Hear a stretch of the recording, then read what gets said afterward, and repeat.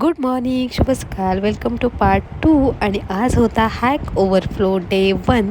So छान अशी ready झाले आणि नंतर आम्ही निघालो होतो नाश्ता करायला.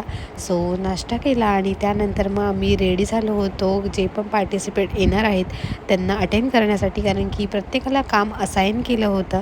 नंतर मग मी गेले होते प्रिन्सिपल सरांना इन्व्हिटेशन द्यायला.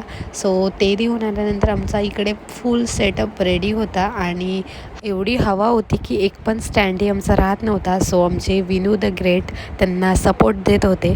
सो फायनली 60+ टीम आली होती आणि त्यांच्यासाठी आम्ही प्रत्येकाला लॅब असाईन केली होती.